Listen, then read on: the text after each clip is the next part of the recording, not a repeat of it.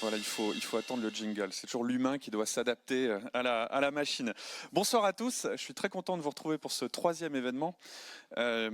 Pour illustrer et pour compléter ce que vient de dire Blaise, je vais peut-être vous dire un petit peu l'idée qui m'a amené à suggérer qu'on invite Stéphana et Pascal, et en particulier Pascal. Pascal, il est cofondateur d'une start-up qui s'appelle Monito. Alors, Monito.com, c'est en fait un comparateur de prix pour le transfert d'argent. Donc vous êtes habitué à aller sur Booking.com pour voir le prix des hôtels.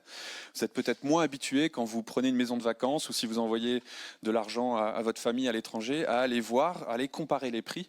Et pourtant, vous devriez le faire parce que les économies peuvent être vraiment substantielles et certains acteurs qu'on n'imagine pas chers, genre PayPal, sont en fait très très chers. Et en fait, je suis au conseil d'administration de Monito, et donc je vois un petit peu la vie de cette société de l'intérieur. Et il y a quelques années, on a voulu changer le nom de la société parce qu'elle s'appelait avant TawiPay. Et TawiPay, le problème, c'est que ça ne passe pas le test radio. Vous dites TawiPay, les gens vont écrire T-A-O-U-I, T-A-W-I, enfin bref, il y a plein d'orthographes. Alors, on était au conseil d'administration, on a dit au fondateur, ça serait bien que vous nous proposiez un nom qui fonctionne.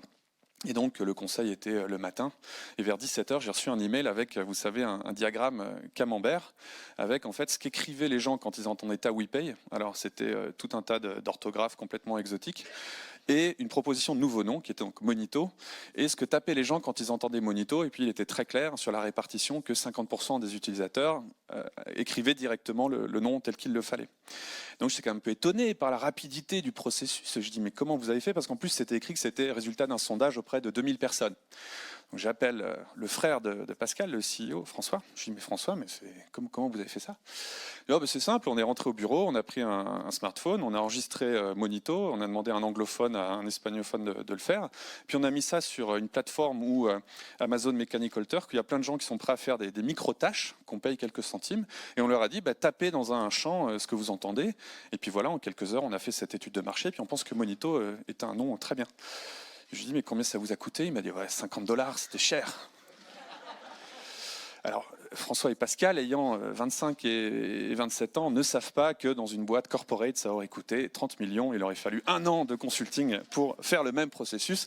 Et voilà, c'est un bel exemple des nouvelles façons de travailler dont on veut parler ce soir.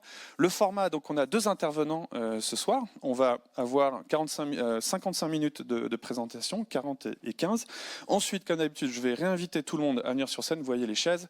On va on va amorcer la discussion entre nous, le temps que vous vous chauffiez, parce qu'il y aura le numéro de téléphone pour envoyer vos questions par SMS et WhatsApp. Et ensuite, donc, je vais prendre vos questions et on va pouvoir tous interagir.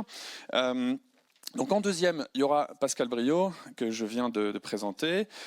En premier intervenant, pour ouvrir cette soirée, on a quelqu'un qui a un parcours incroyable.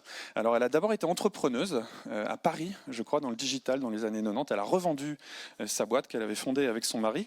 Ensuite, elle est devenue l'anthropologue maison de Swisscom. Et donc son métier, c'était d'aller dans les familles, dans les années 2000, pour observer comment est-ce que les gens s'approprient la technologie, comment est-ce qu'ils l'utilisaient.